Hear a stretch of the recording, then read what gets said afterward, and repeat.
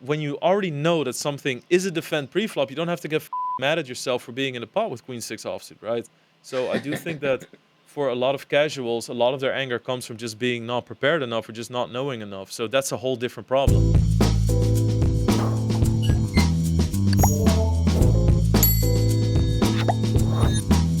What's up, everyone? Today we've got the biggest poker streamer on with us in the last 8 years. He's had 60,000 plus people watch him at one point in time, often 20,000 or more, and he's won 140K a single tournament online, and he's won hundreds of thousands online in the meantime.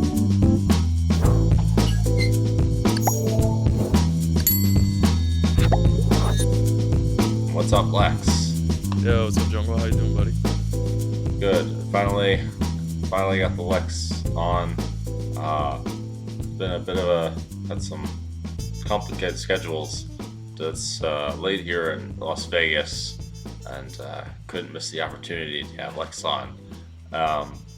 I'm curious, how did all this happen with the streaming? Do you have like a story behind why you decided to stream, or like how you became so like big at it? Well, I just always loved watching streams. So one of my biggest vices when I was playing online poker, when I was grinding, was watching game streams on the side. Like it's one of the things I really had to stop doing. So I've been watching Mm-hmm. streams since like 2008, 2009 online, and I would watch like various video games like StarCraft or Dota or something. So Yeah. always loved that part. You know how like some people say that poker is a hobby that they turn into a job, and how cool that is?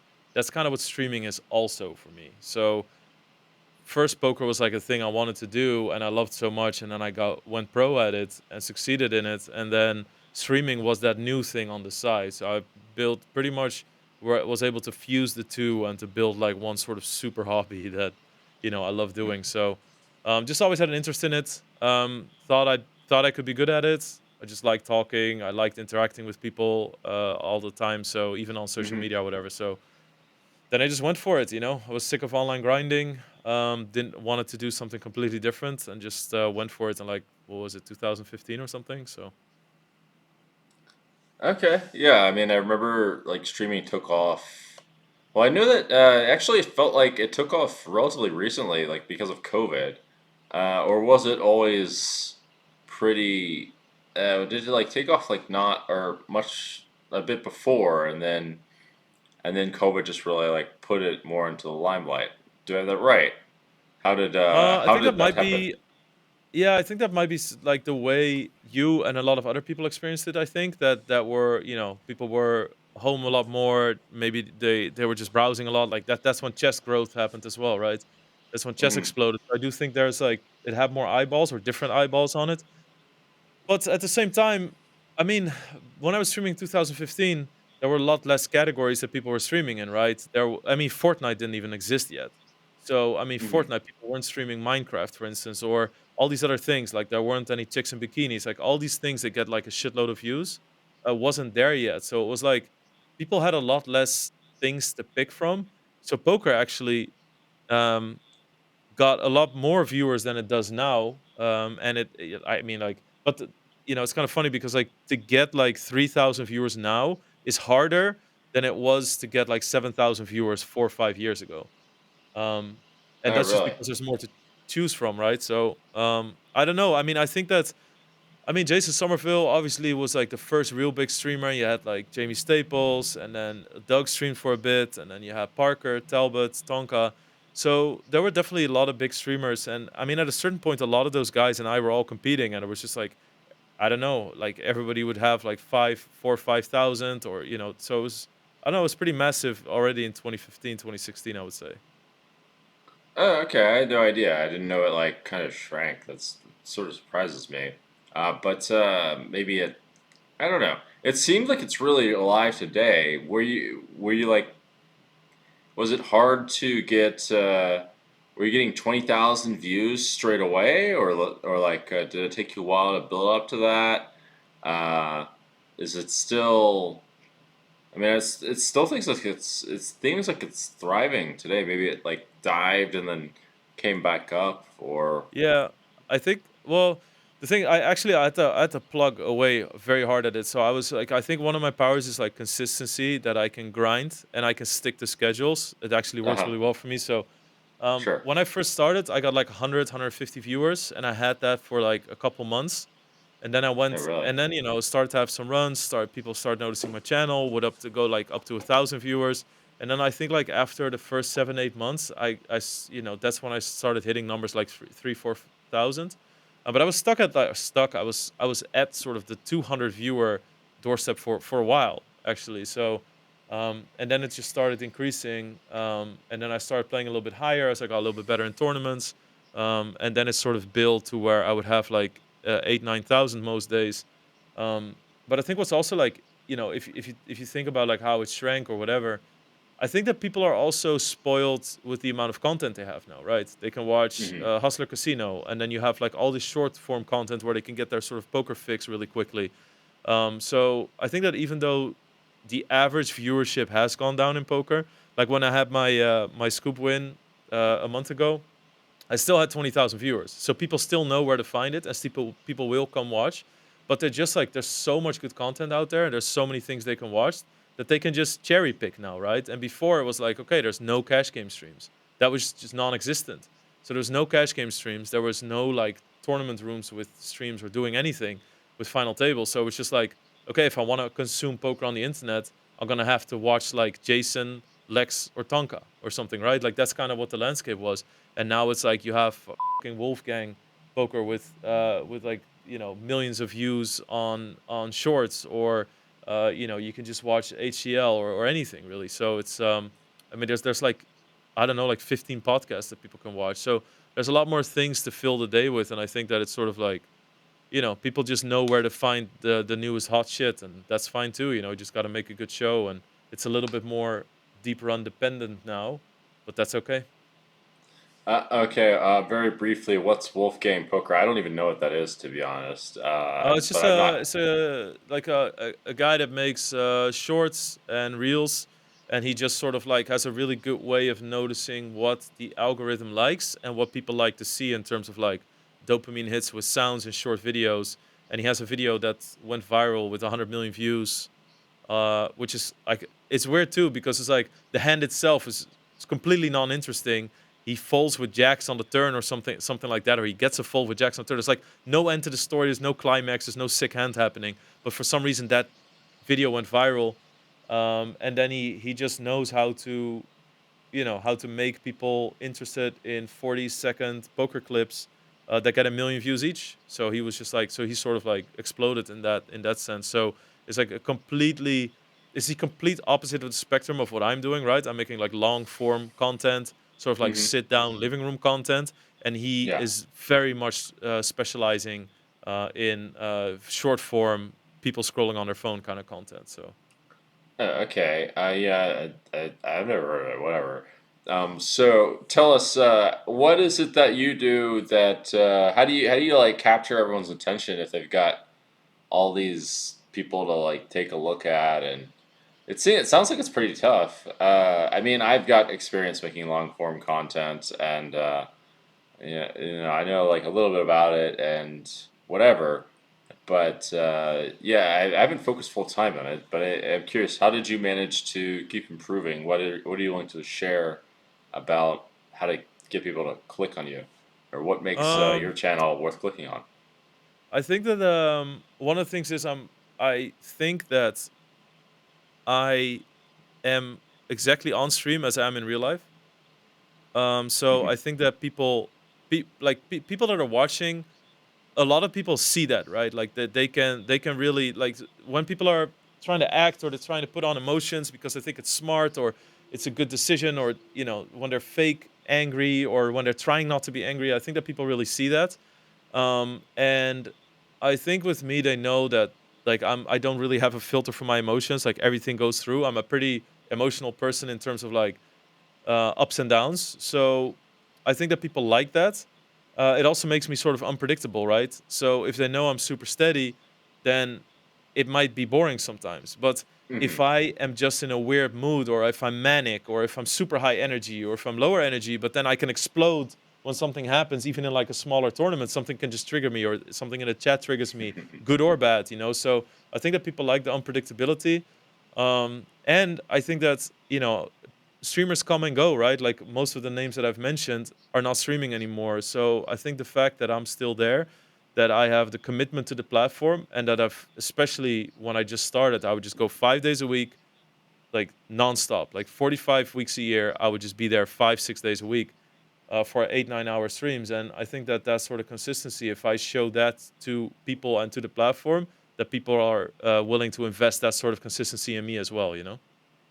Okay, that makes quite a bit of sense. Can you tell us some stories of some things that happen on stream? I mean, I know there's this 140K cash. That seems to be your biggest score from what I can tell.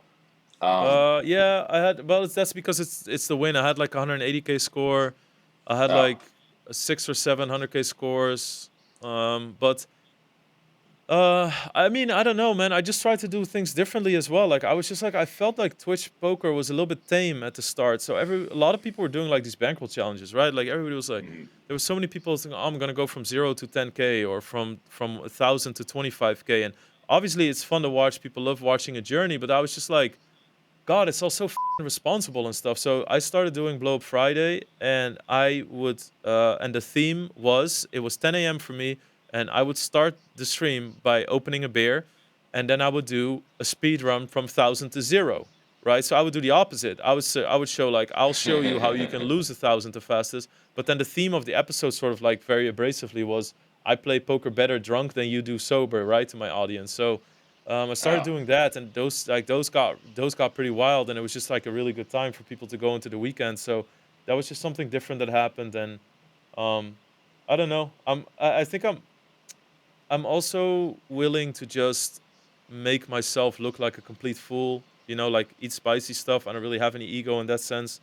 Eat spicy stuff, like dress up for, like, I mean, you know all about that too, right? Like just like do the odd bit of cosplay there. Like I don't know. So I think there's I don't know, maybe in that sense, something happening all the time, right? And it doesn't always have to be poker sure. related. So Well, yeah, you gotta make something happen, like, or else, like, what the people gonna watch unless yeah, yeah, yeah. no one else is doing poker? It makes sense. I mean, that all makes sense to me. You have to keep doing something new, I would think. What like that? Yeah, I mean, I'd get bored and whatever, especially a million things to click on. Um, did you ever? I mean, are there other? I mean, do you want to talk about negative stories, like getting really angry or losing a lot, Yeah, yeah. I mean, yeah, I or mean, I'm streaming it, positive? right? So yeah, Okay. I mean, it's like it's weird too, because sometimes people are. It's one thing people like to say on the internet, right? Like if somebody's making, and I know that Negranu, for instance, got this one a lot, where people would say to him, "Oh, don't feed the trolls," and or just ignore the trolls. And in my opinion, once somebody says that, they have no fucking clue what it's like to make content. Because if somebody says just ignore the trolls, that's just not something you can actively choose to do, right? And I always give this example to my audience when they say something like that. I'm like, okay, so let's say you have the most amazing day. You wake up, you feel good. You like you're in like a very healthy mindset. You feel good. You don't have anything going on in the morning. You have sex with your partner. You're happy. You go downstairs. You eat eggs and avocado. Like everything's great, right? You meet up with your friends. You're gonna go out to like see a movie or something. Like Oppenheimer came out. Like you're super happy to see it. Everybody has a day off. Like it's really good. You go into the mall, but you bought like two sweaters that are a bit pain of the ass because you have to return them because they don't fit well, right? So you're like, okay, let me just get to the store real quick. So everything's perfect, right? You're living the high life. You go into the store, and then all of a sudden you meet like the biggest piece of shit manager that is trying to act like you're stealing, right? Like you're stealing from the store. What are you talking about? Like, did you cut these labels out? I don't believe you. Oh, there's a spot here that's not true. And you're just like getting worked up by this one person, and you're like, wow, this fucking guy is tilting me so hard. It's like, we're just not gonna take it. So you ask for the manager to come in, even bigger asshole, right? So now you have like all these great, really good things happening if you have like a bird's eye view. But now this one person's triggering you, and you're just like steaming. You walk outside, and you're holding these sweaters. You're like, I have to fucking have these things now. Wasted all this money, and a random stranger walks by, and they say, wow, that's the ugliest sweater I've ever seen in my life. Are you telling me that you just think like, it doesn't matter. I had great sex. My eggs were fantastic. The avocado was ripe, and you're gonna like go through these emotions as if you can just like, you know, file them away. Of course not. You're immediately gonna be triggered and think like, shut the up, right? Even though you're having the best day. So sometimes, and so sometimes, and then sometimes you just want to slap back, right? It's just like I'm sitting here. It feels like you're like a monkey in front of a camera, as if you're some test subject, and people are just poking shit at you. And sometimes you just need to sort of defend yourself and just snap at somebody. So there's like various things. So I don't mind doing that, right? And then sometimes, sometimes you have a great day and nothing can hurt you, and somebody says something and you just laugh. But sometimes you're not in a great day, you're not having a great day, and I generally share what's going on in my life. But if it's sort of like, let's say, my mom isn't doing well mentally or something, that's not something I'm going to share because that's somebody else's privacy that I'm sort of putting out there, right? So Hmm. when it comes to shit about me, I'm an open book. But when it's about people around me, I don't share that. But I could be having a bad day because of it. Or let's say, me and my wife had an argument about something that is really bothering me. So then, if I'm streaming, something can set me off, and then so then it's like, okay, I'm a human being. Sometimes I have big reactions, and sometimes I don't. And on top of that, that's all like sort of like the troll front, like outside things that can happen. But and then, specifically internally about poker, I think for 99 out of 100 people, it's a very bad idea to be very emotionally, uh, unstable. No, Really? that's not entirely what the word I should use. It's a very bad idea to have a big reaction to things, because I think for a lot of people, when you experience something bad and it puts you in a bad state of mind, they will stay in that bad state of mind. It'll make you play worse, obviously, right? Like that's the thing we all know about tilt and whatever. But Sure. what I've noticed for myself is like I've always tried to be super robotic when I played online, and then once in a while I would go on the darkest tilt, like a dark, I don't give a shit anymore type of tilt where I would not care about anything anymore. So I noticed like I'm bottling up these emotions and it just doesn't work. So I feel like I need to release more of the pressure. And then I started realizing like I just need to pass through emotions. If something comes up and I feel super mad, I need to learn how to deal with that, let it out, and then play on and play my A game. And that's kind of that's just a system that really works for me. I can be super mad about something, smash my desk, be really mad, scream at something, and then make a good fold, right? Like a disciplined fold where you just, Sure. So I talked to, Francois Hamels. He does a lot of mental coaching in poker, and he had like such a great analogy. He said, it's kind of like the Matrix, right? At first, Neo wanted to learn how to dodge the bullets, and at a certain point, he realized he doesn't have to; that they can just like pass through, right? It's just like it's something that doesn't hurt you, and that's kind of how like that's kind of how that is the perfect, analogy for the way I see emotion in poker. For me, um, I don't have to dodge the emotions. They just pass through me and I leave them behind. So I experience them and then they're gone, right? So Sure. that's why you will sometimes see me get super mad, because I just need to get it out. And if I Sure. wouldn't, that's the moment I would actually start to be acting on stream, right? Right. Well, one thing is I know that in psychology and like the way you know uh, whoever's behind meditation or whatever does have you go through the emotions. You can't just like deny the emotions to get over them. Whether that means actually expressing them or not, that seems to be a different story. I believe most of the time you don't express them; you just kind of like feel them and then go through Yeah. them. Like Uh, notice them, yeah. yeah, well, you can't like not go through them and then that'll like suppress them and then come out in some other way or whatever. Um, but I mean, it makes some sense. I would think that it's entertaining for the stream for people to see you get angry or whatever. Uh, they could probably relate. Not to mention, yeah, I would think it's better in general for that. Is it not? I Yeah. mean, most people at least they respond to that. Maybe even the people that don't like it, like probably don't want to look away. Is my guess. I personally would find it entertaining at least a bit. Am I Yeah, I think wrong so about too. that? Yeah, I Hmm? mean, it's different, right? And yeah, it's like, and also like what people don't understand is like, if it's not there's a big difference in doing it on TV, right? Like if I just played a big game, I lost the biggest pot of my life to Keating, and then I don't react at all because like if it's in a live setting, now it's a different thing, right? Now if I would go through the emotion, now I'm actually appearing as weak as well, right? They might think the perception of my state is that I'm tilted, that I'm weak, and it gives somebody such like the upper hand playing against me mentally. So live, I don't want people to think that they can hurt me in any way possible, right? You're gonna own me, nice hand. Like I lose a gigantic pot, the biggest of my life, nice hand, and then they cannot win anything on that front. But I tell people as well, like there's a huge difference. What I do now is you have to envision as if I'm playing by myself with nobody watching, and then like 9 out of 10 regulars will have a big reaction to stuff, right? I mean, I've seen Patrick Antonius launch a mouse through his window because he lost the pot online, and it's like this is like one of the sort of epitome of somebody that doesn't deal with emotion at the table when you see him play on TV. So there's a huge difference there. It's like mental warfare when you're live at the table, but it's not like that's the way people play online either. Yeah. Some of these guys, they show their anger in certain kinds of different ways, or at least you can get it out of them. He might be one of them. There's a few of those guys that bottle it up, and somehow they might be fuming in their head, but they don't really show it unless you like really trigger them.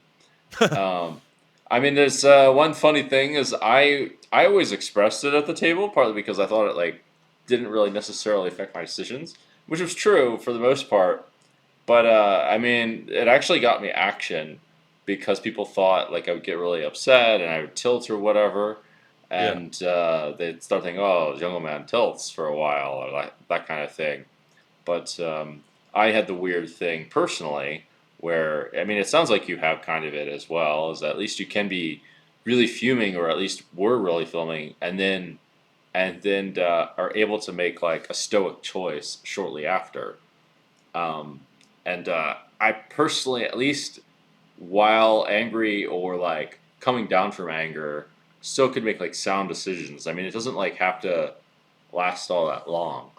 Uh, but I don't know. I guess I don't think most people really work like that. I think they're just angry, and like that emotion stays with them for a long time. Is that right? And Yeah, I and think then so. I mean, I think because in general, that's what I always say to people as well. Like, this is something that I've also noticed through like playing poker for 20 years, right? And after like 10 Mhm. years, I just sort of figure out I needed to go that route. And that was like a better way to do it for me. But that's after already playing like millions of hands, right? So I Sure. generally, and sometimes people will say, "Oh, Lex, I'm the exact same way. Like, I get so mad, but my wife doesn't understand." I was like, "Yeah, bro, but you probably are just fucking tilting, right? Like, you are just probably mad and insufferable to be around." So I don't know. It's like I think there's a that you need to do it so much and for so long or something to really get to know that about yourself. So I think it's really bad advice for people to also try it. So I also tell them like it's way better at the start to just sort of like try to ignore it and try to stay calm and shit like that instead of just like Oh, passing through it. oh, okay. Well, that's that surprises me a bit. I thought that they had to like pass through. Maybe they just have to force themselves to stay calm, or I don't know, and like just keep sitting in it. Um, is that a Well, I topic? mean, Huh? I think that's like I think one of the things is a lot of time, and I notice when I genuinely sometimes get angry, so the things that make me most angry, I've noticed throughout my career, is also generally when I feel inadequate or when I feel bad at something, right? When you're uncertain. So let's say you already have a certain uncertainty about a pre-flop decision you make. You get into a spot and then you're kind of sort of mad that you're there on the river where you just don't really know what you're doing, and then you lose the pot, and then but then you also don't really know if it's a call on the river, right? When you lose, etc. And I think that creates frustration. So I think that a lot of people that just don't really have a game plan that are sometimes raising Jack Nine suited and sometimes they don't. If you start like really playing that randomly or when you play very poorly or when you're simply just not good at the game yet, I think it's so easy to get mad because there's so much you don't know, right? And Sure. I think that lack of knowledge is sometimes what can create a lot of that frustration. So when you're when you when you already know that something is a defend pre-flop, you don't have to get mad at yourself for being in the pot with queen six offsuit, right?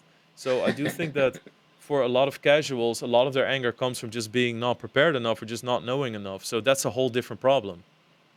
Yeah. I mean, there's lots of things that can be like mitigate the sources of anger. I mean, it always comes like anger always comes from reality not being precisely what you want it to be, and at least like I think it comes from reality being like kind of close to the ballpark of what you expect it to Mm. be. It's like that. It comes to be like push it, let's push it a little bit over there. Um, but yes, I mean, I definitely remember like a bit of a similar thing when I was playing the Squid Games with PLO, and there's like a point in the Squid Games in PLO where if you're like the last person with the squid, basically what happens is you like have to play a shitload of hands if the squids are really big, and it feels like you're just getting relentlessly and like don't know what you're doing or whatever, going all in every single hand and losing every single hand, and then that personally really angered me because I was sitting there thinking, what the am I doing? Like I don't know what to do. I'm just all in every hand. I'm losing every single hand. Like I don't know. I'm supposed to be doing this. I thought these hands had a lot of equity against other hands, but it doesn't feel that way. Like maybe they don't. Maybe they only have like 10% or less. Uh, I mean, 10% would have been enough for like the Squid Games, but it's probably a similar thing where they're just. I guess I could imagine like someone who doesn't know what they're doing, just like losing pots and thinking, like what the like why? I just don't know. I'm losing pots for all these stupid reasons and don't know why. Yeah, it's funny What's that you going on? mentioned Squid Game because I had the same thing. I was in Vegas in November to record Big Game, and then I just wanted to get like I hadn't played like live cash games in a long time, so I just went to the win and I played 10, 20, 40, and then we played bomb pots, and I had never played bomb pots before, so I was also sort of like not really sure of how to approach them, and I just kept losing bomb pot after bomb pot, and I was like, there was like two people left, and I was like, fucking hell, like I need to win one of these two hands. Or the two hands left, I need to win one of these hands, and then everything kept going wrong, and it got me. It really frustrated me, and then I realized I just don't know what the I'm doing in these. I just don't know if I should min bet or if I should flat min bet or I should over bet flops or like I don't know. So yeah, I recognize that. Well, the thing is, I think that stuff is good for poker. It's probably I think it's good for the streams as well if you can play. There's some sites like WPT have bomb pots and some other ones, and Yeah, probably. yeah. Actually, WPT is a good site to play on. They've got some weird shit on there. Um, but I always advise sites to do, or try to advise sites to do things like that Yeah. because it brings more creativity. And I don't know, are you like bringing in loads of sim studies and all that stuff to the streamers at all? It seems like it's mostly entertainment, at least from the little bit I've seen. And the marketing strategy of sorts that you use. I see your thumbnails, and they're quite colorful, Yeah, catching. yeah, yeah. Which No, I mean, I work with BBC, so what I do is I just do sessions with him, and sometimes we turn the sessions into content. So, for ah instance, like if I'm recording sort of like a bundle with him, like a course, then we turn it into content. Sometimes I do on-stream coaching with him, and then I do a lot of off-stream work with him as well. Where and generally the process, especially, it's important to do that part off-stream because I'll just send him my database and then he just looks at my like last 7,500,000 hands, and we really start. And he just like spends 8 hours investigating everything, coming up with filters, and we just run over like, and it's an interesting thing because every single time we try to focus on what the worst part is of my game, where he just compares it, to all of his other students, to like, what it should be. If you look at like the best high stakes players, and then um, try to see where my biggest deviations are, focus on those areas, really work so that I know have a good framework and a good understanding of that spot, so that it almost becomes like, it moves from the last block or something I'm the worst at, it moves all the way to the front because now it's like the freshest in my memory. We've done like 4 or 5 hours hardcore studying that spot, and then I just go out and about and I play again, and then we do another one, and then after like 2 3 months we do another like sessions about that, and in between we're just making content or just doing study sessions. So um I mean, streaming takes so much time. I think that I spend, if I'm already spending like 50 hours a week on streaming, I don't really mhm. have time to just go deep into fucking Sims myself, which is pretty inefficient, right? But because Sure, I yeah. have a big platform, I can leverage it to work with BBC, who's one of the best coaches there is, to work with him. And then it becomes super time efficient because if he is just spending like 10 hours on my database looking for things that I don't even know about that I'm bad at, right? and he's finding those and making me better at it. Like, I mean, if I get like 2-3 hours of coaching on those subjects, I mean, it's hard to sort of quantify, but I would say that it's like similar as me studying 12 to 15 hours a week myself, right? So Right. I am working on my game a lot, and but I mean, it's funny because when I started streaming, I just realized like, okay, I need to have the best stream. It needs to look good. It needs to have good music. It needs to have good entertainment. All these areas that make a really good stream. And then I was the biggest streamer, and then I realized like, okay, so what is there? I would always try to shoot holes in my own platform, and then I was like, what is there to work on now? I'm happy with that. Happy with this. Happy with that. And then I just thought like, I just need to get better now. Now I just need to work on my game because it creates Mhm. more deep runs. I'll have more validity, right? Like I'll be more legit.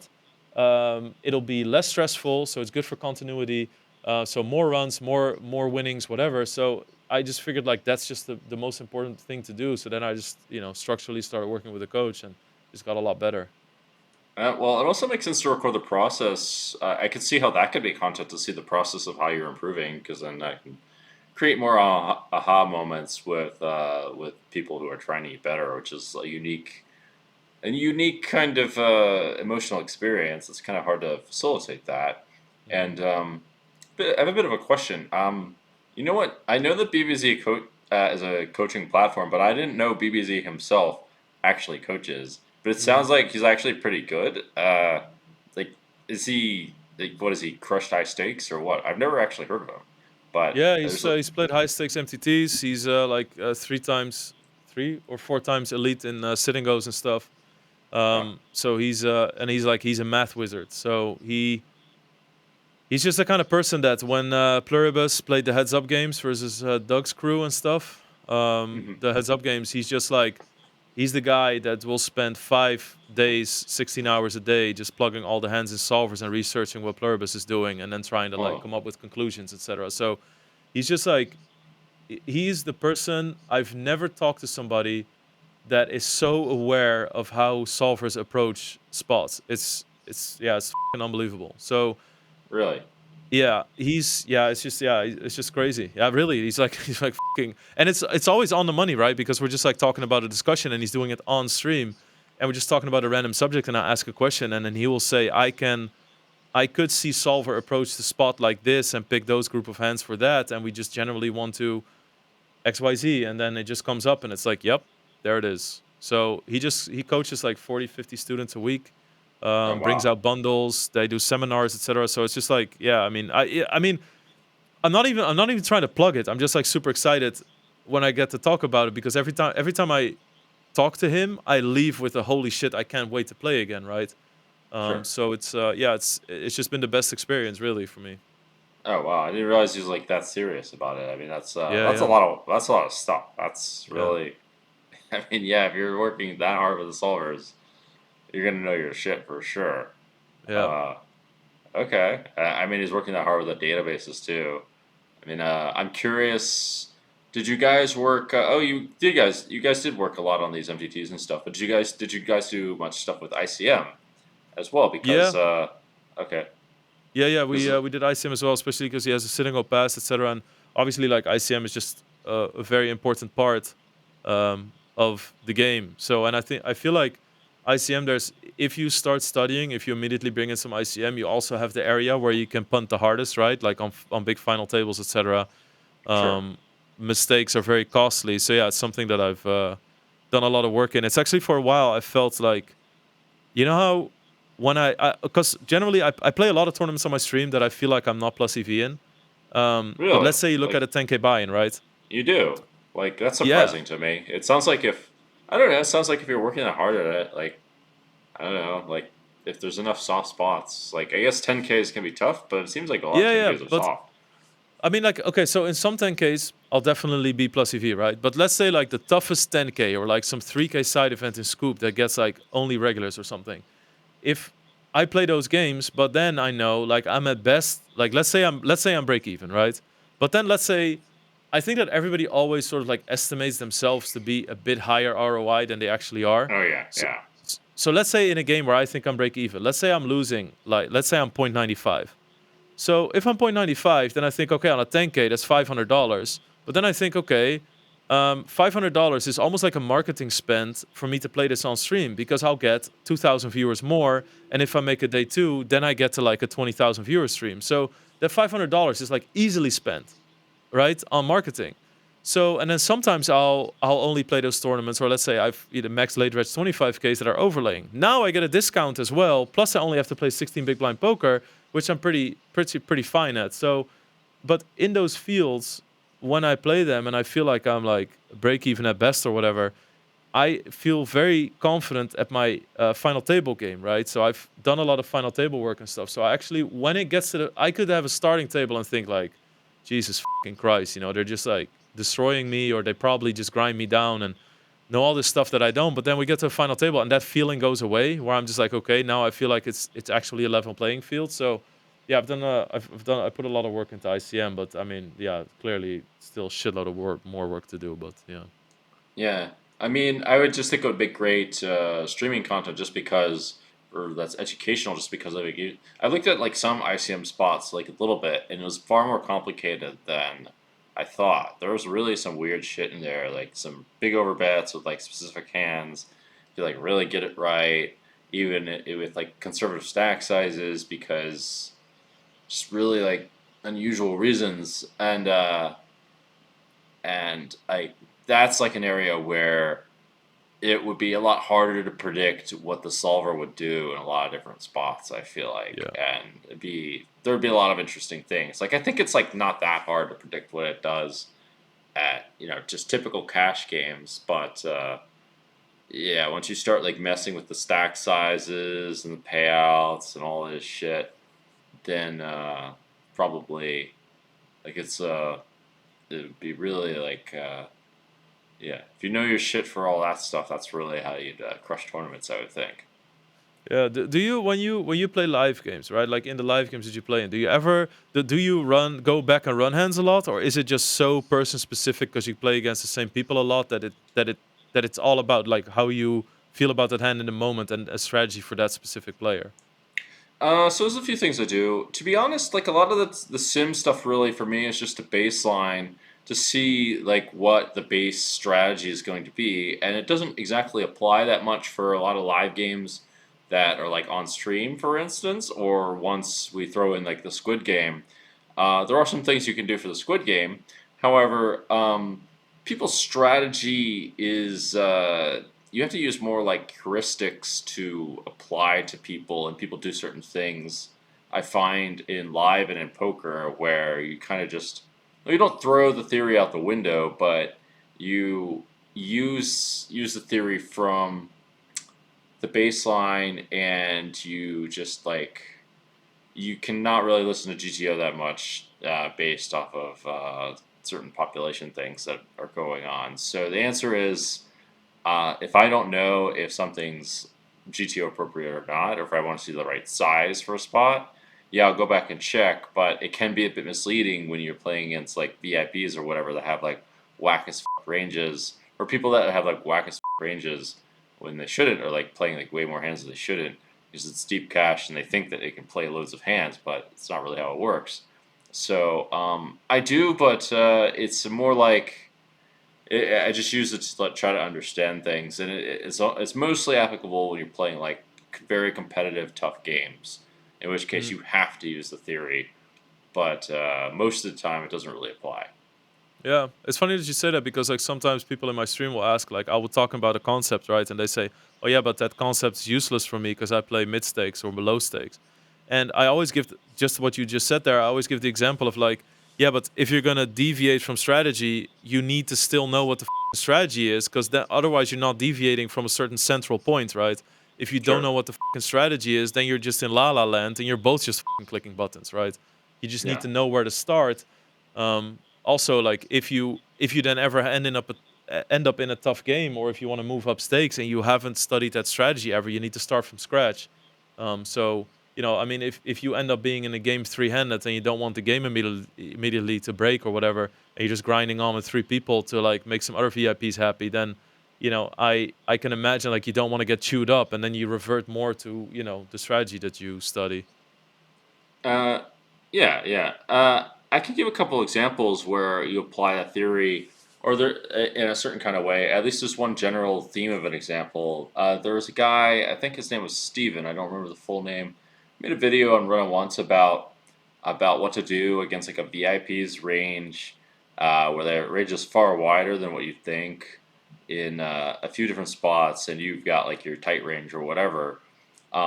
What you do is now that they've got like loads of offsuit combos, etc., you would just basically pick like larger sizes, but you'd follow through with a lot of the same ranges that you would before, but you'd basically treat it as though you're like playing it's like the big blind or whatever, and Mm. use like it's almost like the big blind, the strategy versus the big blind, but it'd be like you're under the gun versus the button all of a sudden, and they've got like like almost almost big blind range, you could say, but they have like maybe a few of the stronger hands taken out.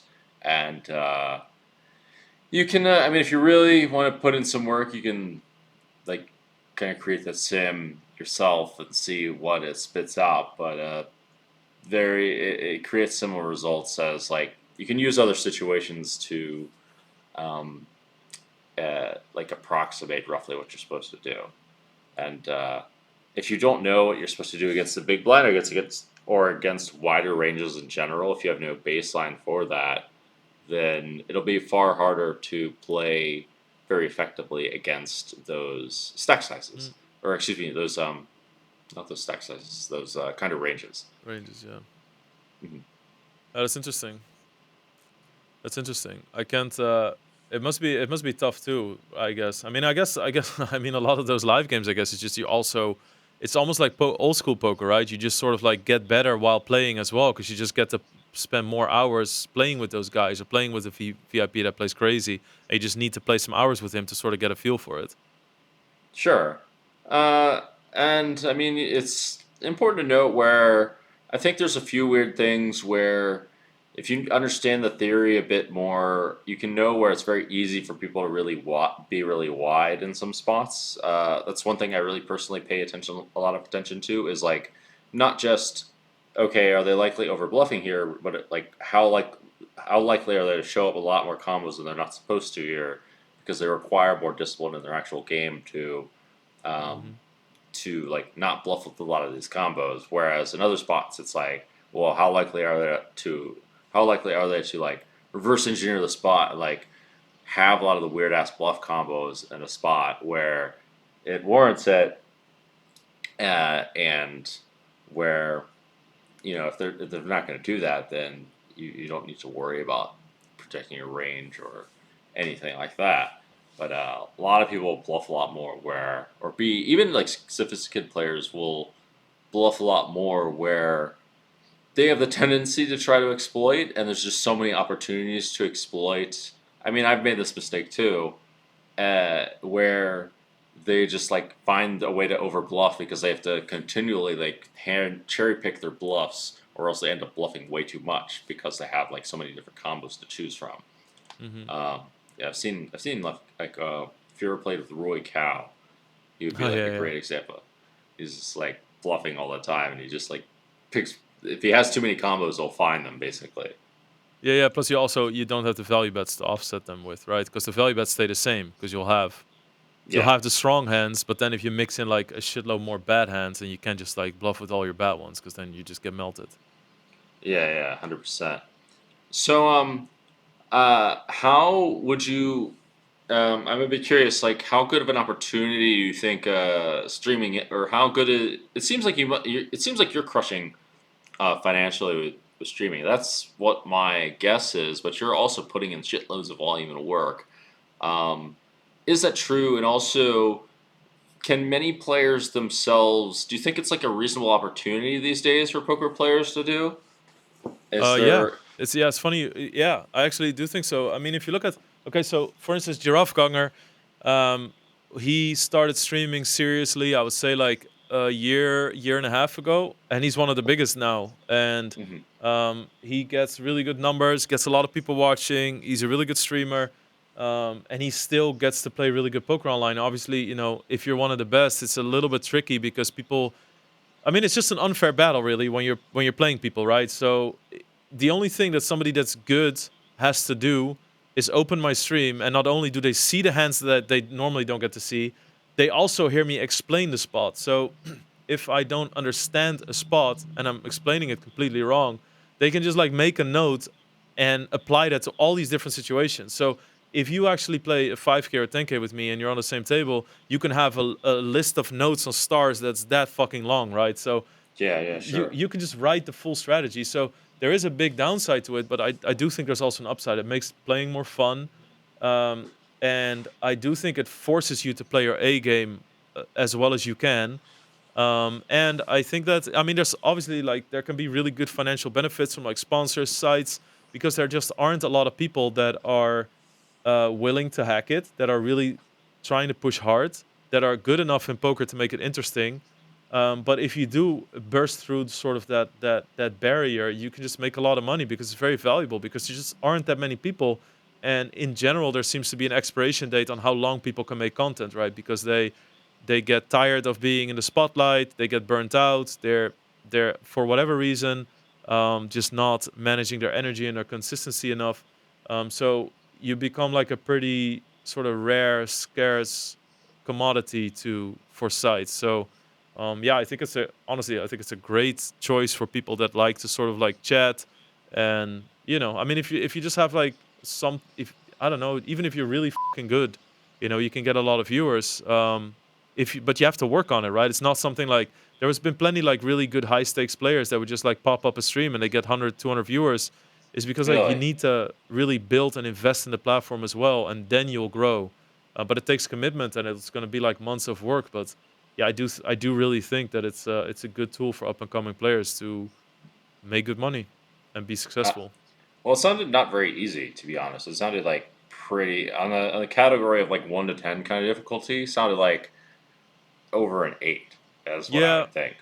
it's intense. It's just fucking intense. Like I had so many times where, I mean, there's all kinds of side effects, right? Like, if I'm not, let's say I'm feeling very, very shit, and you've just been streaming for like 3 weeks straight, and you take 2 days off, and there's people like PMing you everywhere on Discord servers, like, where the fuck are you, you lazy fuck? Like, I planned my day off, and now you're not here, and or people threatening you, right? Like leaking address, like What? Man, I had people that send me messages. Like, I had a newborn son, right? He was 4 months old, and I would just have this guy send me messages that would just say like, one day you're gonna come home and you're gonna find your son in little pieces, and I'm gonna put him in the trash can, and I'm gonna abduct him from the Oh, street. And I mean, so holy like you have to shit. worry about not leaking your address and like all these things, because people will Holy fucking fuck. dox you, or they'll do whatever. They'll send shit to your house. I mean, there's been streamers that they'll, especially in America, this is an issue because there's so much like gun um, violence and whatever. People will say, "Hey, there's a guy," and they give your description as a streamer on that address, and he's waving a gun inside of the house, and I heard shots. There have been streamers who have been shot and Really? killed because the SWAT teams come and they think that this person is a threat, and they walk outside their house like, "What the f- is going on?" And then boom, So there's all kinds of like really fucked up shit out there. So that's an angle you have to worry about. And so there's a lot of things, but Really? you learn to manage that, and it's just something you can keep under control. And but it's yeah, I mean, I mean, obviously that's the extreme, right? And this is like the amount of positive messages you get, and the reinforcement, and the actual threat behind what people are saying is also small percentage wise. But I mean, there's a lot of like really good positives from there as well. But it is intense, and it's draining in a way, because um, you know y- you're constantly on camera, right? Like if I stream and I do this, and I'm just like, I have a sniffle or whatever, and I just do this 3 times, people are like, "Oh, Lex is on coke." It's just like, "Oh, Lex is on coke," or What the "What did you fuck? do yesterday?" Or you're eating something, or you're eating wrong, you're sneezing wrong, you're looking wrong. Like, why do you look so fucking tired? Are you depressed? Like, it's just you're literally That's sitting. does seem It's a bit Truman annoying, Show, yeah. right? So It's tough to filter that yeah. bullshit out. But Well, if you shit. if you can deal with that, or if you can make it, then you can, like I said, you have big stability, you have tons of options, you can make very good money. So yeah. Okay, I didn't know it was that intense. I mean, what are these guys' reasons for doing this? Do they have any reasons, or just bored, I or just think like? it's like, I think that if somebody's projecting the bad stuff that's going on in their life, and they see you maybe as somebody successful, maybe I snapped at them in chat and they felt laughed at, or they have mental issues and they need to sort of really direct them towards a person to sort of like deal with whatever's going on in their life, you become sort of the antichrist to them. You know, you're like, oh, there he is online again, and people have you on and they're hate watching, and it gets like this hate gets fed, and they're not doing well, and it's like, I mean, if people do school shootings and shit like that, then there's also lots of people with mental difficulties that are at home looking at me like 40 hours a week, just growing their hate, and then maybe that prompts them to send a message or something like that. Oh, fucking hell. By the way, I think the term is displacement anger, but I'm not 100% sure. Oh, interesting. There's a concept in psychology called displacement angry, where you're angry at blah blah blah blah blah, and you don't know where like, and you don't put it there. You like throw it at someone else. Yeah. Um, uh, it's like if it, I mean, and sometimes it can make sense. Like if you're powerless to like do anything with this anger at this, like X and Y, like it makes sense to like offshoot it like somewhere Yeah. else where you do have power to do something. Yeah. Or Yeah. at least Yeah. that's my understanding of it. Yeah, I guess. Well, I never thought of like all these risks and stuff like that. It's up. I know you sponsor this thing, Mad Monk. What Yeah. Yeah. is that? Seemed like it was useful for esports, which I know you're involved in. Yeah. Yeah. Is that useful for poker? Is that something you want to talk about? Yeah. I mean, it's like, okay, so I used to work with a company that was local here, that was sort of very focused on concentration and, for people with problems with ADD, ADHD, but then in a healthy way. Um, so it's like the ginkgo biloba, ashwagandha sort of roots, that sort of thing. That was all in a Yeah, good yeah, formula where it's all healthy. And that company, that was like great for me, and I worked with it, and it was like, I. But then the company, they really wanted to focus on like billiards and snooker because that's where they came from, and obviously that's not really a good market to try to launch a product on because it's not big enough. So yeah. unfortunately, the That's what I company went thought. under. And then I was just like, I was looking for something else because I felt like I have pretty bad ADD, so my mind flutters and I start thinking about things, and it was really hard to sort of like focus my energy and get me going. So and throughout my whole pro career, I would solve that through either like, some Adderall abuse for a while, which I felt like this is not working, or I would like play really tired because then I would feel numb, then at least I would be grinding because I didn't have energy to do anything else. Play at night, so there's no stimulants. So, or how do you say that? Like a sensory overload or whatever. So there was like all these things, but then, I just wanted to live healthy and whatever. And then I found that product, it went under, and I started like researching these products, and companies would work with me, and I had like agencies that would pull out feelers, and they would send me the product. And the first thing I would do is I would send my personal trainer, obviously as a health nut, I would always send him the product and ask him like, hey, what do you feel about this? And like 9 out of 10 times you just say like, oh, this is trash or whatever. It's like a sugar caffeine bomb or whatever. So then I was just like, okay, not, I couldn't really find anything. And then Mad Monk sent me a message and they said like, hey, would you like to try our product? And I was like, okay, well, let's give it a try. Send it to my trainer. He said, this is fucking amazing. So I was like, holy shit, okay. So then I started talking to them. And normally companies would always ask me what my fee was. And they would always be like, hey, how much for an ad or whatever, how much to work together. And what they said was like, you can test it, but we only want to work with you if it works and if you like it. So I was like, okay, that's a breath of fresh air. So then I started testing it for like one and a Hmm. half months, and I thought, wow, this is fucking amazing. But during that time, my dad got sick, so we didn't actually continue negotiations talks on whether or not I would come on board as an ambassador. But I kept using it, and I got so excited about it, like for what it did for me, that I told him like, hey, I don't want to be an ambassador, I want to be an investor. So then I started investing in the company, Hmm. like being part of like strategic talks for like a small part, I guess, but working with them. So, and yeah, I mean, it's like the best thing I've tried for it. It's like for me, when I try to think about stuff, normally I see like a room full of papers and they're all floating around, like the wind's blowing through them. And when I use MadMonk, it's just like everything's filed away. So that's why I'm so excited about working with them, and like hundreds of people of my community. I've literally never had a bad review from people that have ordered it. So, I mean, Oh, there's so really? many things that people instantly go towards, right? If you talk about like ADHD medication, etc. There's so much toxic shit out there. Like the medicine culture in countries is fucked up or whatever. And this is like, I mean, it's like just a really healthy way to try to see if you can fix some like focus energy issues. So, um, yeah, I don't know. Yeah, it's great. It's Mad Monk with a Q. I mean, it's honestly it's like one of those things where I think I've only worked with like 3 or 4 brands throughout my entire streaming career, and I get approached I think at least like 50 times a month to work with shit. But I Hmm. only want to work with like stuff I believe in, so like BBZ and Mad Monk are like my 2 things, and obviously Right. PokerStars. But that's it, you know. Well, yeah. Well, Um, you should only. I mean, influencers should only work with things they believe in. Pretty that's much. I mean, what that's how you it should think, be. yeah. That's what you think, but I mean, obviously, it doesn't happen always. Well, it doesn't surprise me that people sell their souls in all kinds of stupid ways. I mean, of course they're going to do that. I mean, Yeah, it interests me personally to see if that actually works out for them. I personally am very interested in the philosophical aspects, the practical aspects of that, but that's more of my unique thing. That being said, this bad monk thing actually sounds good. I have some issues with ADD or ADHD or something, but I don't know if it's like it's not like a massive issue for me, and it's partly an issue of figuring out what to focus on as well. But I don't know if Mad Monk is going to help with that because yeah, I just do so many things that it's like, okay, well, I need to like kind of pick and choose what I need to focus on. If I'm doing all these things, yeah, it's hard to know which thing. If you're like dabbled in many different areas, it becomes a question of like, okay, well, the focus needs to go somewhere, or else all yeah. these things are gonna suck.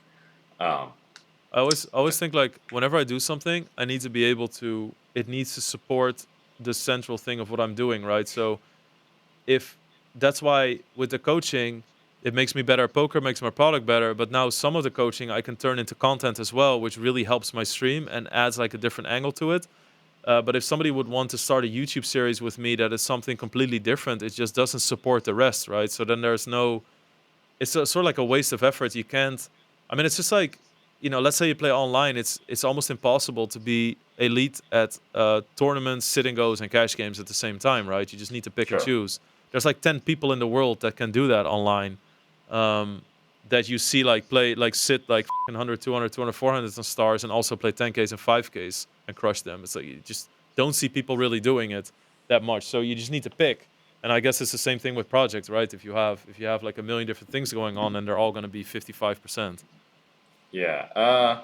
It's even more true for projects because there's not like a set number of things you can really. I mean, that's my experience. I would think it's possible. I think it's possible. Like the way that I like kind of did something like that personally was I just basically did focus on one thing at a time. There's loads of crossover or whatever. So I mean, even then, if you stop working on it, like people get better and beat you. That's just Yeah, yeah, like you lose all your like areas at once. It's like you're like a nation. You're conquering all these areas. yeah. And one moment you're like on top of the world, and it's like, oh shit, you don't watch all your spots. Then you get fucked up in multiple spots at once, and you're like, oh fuck, like Yeah, everyone's yeah, catching up. yeah, Which I did have a bit of that going on. So it's like kind of a dicier than a situation that seems to even like be a bit of the master in many of these different areas. So it was like impossible for people to produce. But that's why I've never felt bad about Bitcoin, for instance, because like I was in Vegas and I remember people were playing online for Bitcoin. I had a friend who was like talking about Bitcoin and people with like hundreds of Bitcoins back then, and like I could think part of me like, oh, why didn't I listen to some friends that knew a lot about economics that have now made 50 million, 100 million with Bitcoin? But at the same time, I just know that's not me, right? I tunnel vision. I did not have the sort of like sense. I probably should have like taken pointers or like be at least open to say like, okay, whatever, here's 10K, something like that. But I mean, at the same time, I just want to know a lot about what I'm doing. So I was so hyper focused on poker, and that was my silo, and that's what I was in. And I just do one thing at a time. So that's why I don't feel yeah, bad about it, because it's exactly what also my strength is, right? yeah. With Bitcoin, I think the move, and I think the move in certain like things of this nature would be to like put like a little bit of money in and like just like don't make it really complicated. That's kind of what the conclusion I came to was when I started with altcoins or whatever. At some point, I realized, holy, I don't know what I'm doing, and unless I'm going to be all in, it's going to be really complicated. And I just decided to sell everything and Yeah. like not deal with it or get someone else to watch it. or that sort of thing, and just like really wildly simplify the strategy and like forfeit any extra equity, like it probably wasn't really worth like diving really deep into it. And that is kind of how I got was like trying a lot of different things, um, and or one of the ways personally. But I think there's a lot to be said about simplifying the strategy once it becomes complicated, keeping it like Yeah. keeping the ends together. Do you have time to talk about the you versus Elky fight? I thought that'd be a fun topic. Oh yeah, yeah, me and Elke, yeah, we had always had a competitive thing going. We did some like other bets. We did like weight loss bets, and we did some bench press bet and all that sort of stuff. So we always had this thing. And I know Elke from like way before I even played poker. So we both played StarCraft. And yeah, I think that at some time in our lives, me and Elke just both had a need to sort of get more healthy or maybe learn martial arts or something. But we're just drinking sometime and somewhere in Barcelona at an EPT, and Elke was like a bit drunk, and he knocked over some drinks, almost hit some laptops. Some people were like sitting high stakes, whatever. So people were like, Elke, calm the down, you know. And then like a friend of ours said something like, Elke, like if you don't sit down, I'm gonna punch you. And he's like, oh, you can, yeah, like as if you could win in a fight because I'm Elke. And I was like, come on. And he's like, what? And I was like, that's no fucking way. And he's like, oh, do you wanna do a fight? So it literally went like that. I was like, okay, let's do it. So then we just trained for a while, and we both we would try to do it in Vegas. There was lots of like rules and laws, and very difficult to do it. And then we kept postponing it, and we just upped the bet a few times, and ended up betting 100,000 euros. Did a fight. We ended up training like 2 years for it each, and then did the fight, and thankfully I won. Yeah, I heard that you had a bit more of the athletic talent. I've done a few bets with Elky myself. I found it to be a very effective way to get into shape. Yeah, Uh, I'm reluctant to do bets on things such as like bench press, etc., because it seems really genetic. yeah, And there's not really a whole lot you can do if your genetic cap is just not that high for bench press or whatever it is, and it's yeah. like fairly useless. How much you can bench press, but at least fighting it seems like a lot more interesting and like there's more like an intelligence to it, and I don't know. It seems like the caps are not going to be as what's the word like written in stone as Yeah. they will be. It's kind of like in poker. I'd be reluctant to give people caps if they have some kind of intelligence because I've just seen people like work their ass off and become good when they sucked and seem to not have any talent at all. And I would think that totally goes for the case of fighting as well. Like I mean, Yeah, you so get many really different good by elements. just fighting a lot and like sparring and stuff. And I and also what I really liked about that bet is like I feel like looking back on it, it's one of the best things I've done in my life. It's just like learn how to fight. It's just it just feels really good, and it's just like you get to know yourself in a way in a completely different way, right? You get some sort of like Really, toughness towards yourself where in practice, but you also just start believing in yourself more, you know, like when during really. trainings when I was so tired and I finished the hour or I was just like almost fainting, but you get through it and you get through sparring and then all these things where I just really knew my limitations. Like after 2 years of training, my trainer knew that I could go to the fullest and that I just knew myself really well, but that I wasn't a quitter. So there was like one time, and he was very harsh on all the students, and he was at me at the start as well. And then we did a training, and I was just say like after 40 minutes into the hour of after 40 minutes in an hour, you know, where I had 20 minutes left to go, I would just say like I'm done. I just I'm done. And he would just say, "Okay." Because he knew that he didn't need to push that, he didn't need to squeeze that last little bit out of me because I knew my limitations at the end so well. I was just like, almost feel like I'm gonna get a heart attack or something, right? I was like, I'm done. He's like, okay, that's good then for today. You know, so that's Hmm. so cool where I still have that in certain things where you just realize that you can go so much deeper than you think you can, and you're so much tougher. And when you're sort of like in dangerous situations, and you know, I say that I thankfully won the fight, but to be really honest, I think the biggest win when you do a professional fight, and that's why I respect the shit out of Elky as well, because I know what he went through. And it's so funny when I listen to like UFC podcasts, I still hear fighters talk about this, where on the in fight week, they want to cancel the fight they think in their head, why am I doing this? Because it's very unnatural, right, for a human to put themselves in the way of danger. So it's like, why am I doing this? Why am I getting myself into a position of danger? And then you have all these doubts. And even during there was like, oh, I just heard from Elky on fight day, and I was like, hope he's injured. That's the first reaction. And then my trainer was just like, really, really there for me as well, right? It's very important to have people around you. He's like, all right, you got to this point, you're ready. Like everything in your world is about like honor and a gambler's word. Like this is where you need to show up for yourself, because this is like this experience will last with you.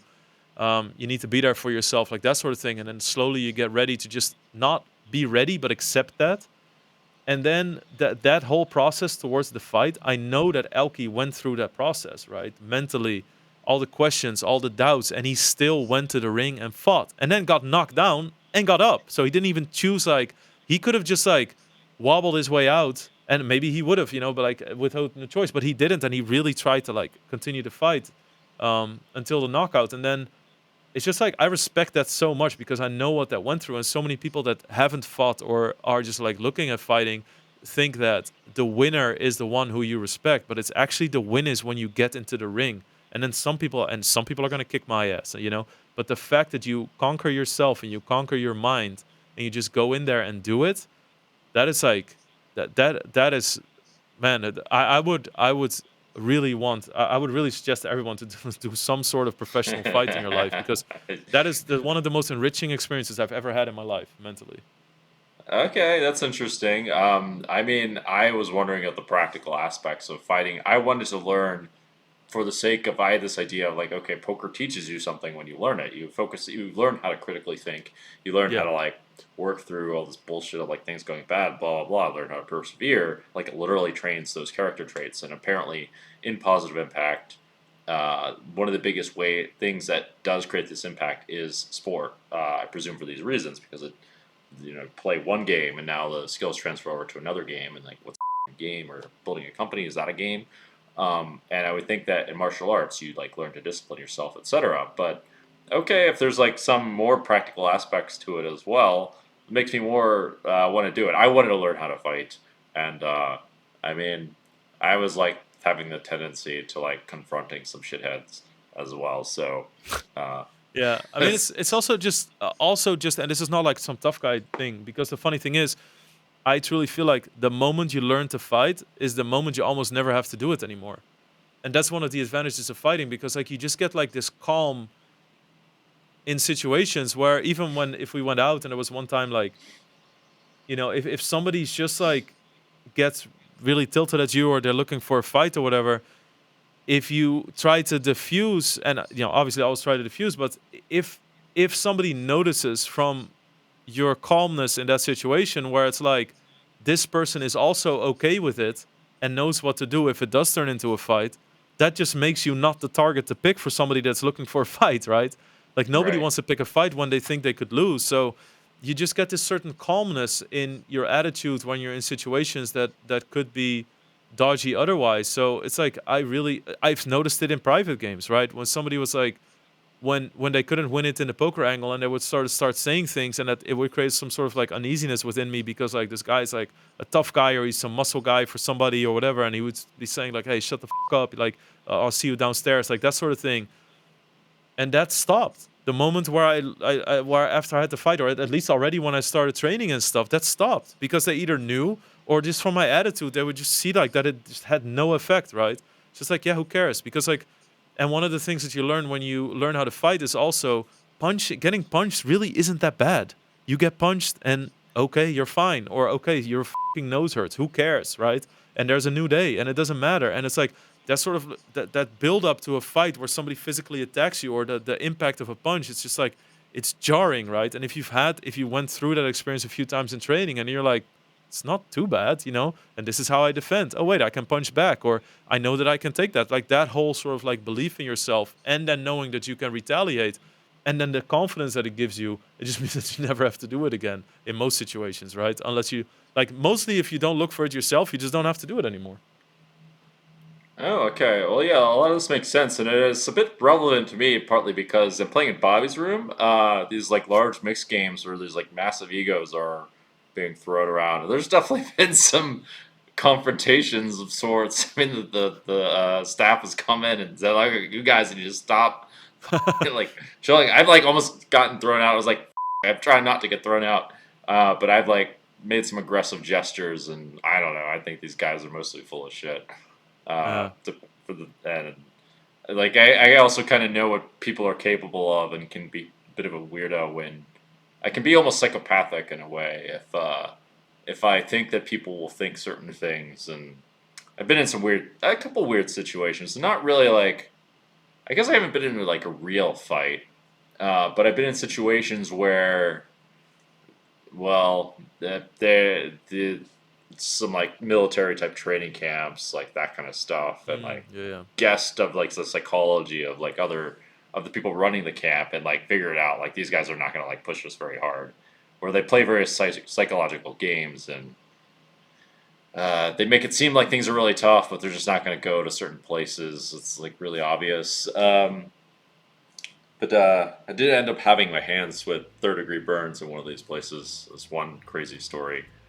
Holy shit. Yeah. That was not supposed to happen. But there's loads of tension in Bobby's room, and I'm like learning how to fight because I have the feeling like, okay, in the future I might have to fight some people like for real. And I'm like, okay, well, I'm ready. I'm the guy. I'm like, I'm ready to take down some shitheads, get my ass kicked. That's kind of my thing. So, it's if there's like some personal development in there, that does that gets me kind of interested as well. And I wanted to be a bit of have like both sides, the intellectual side and the fighting side going on a little bit different. Yeah. Well, thank you for the insight into your what was it? Your stage fight and the streaming experience. It sounds like it's been a hell of an experience. It sounds like loads of work as well. Thanks for having me. I really enjoyed the conversation. Like, I like that we touched on a lot of different topics as well. Yes, me too. It's very enlightening. All right, bro. Thank you.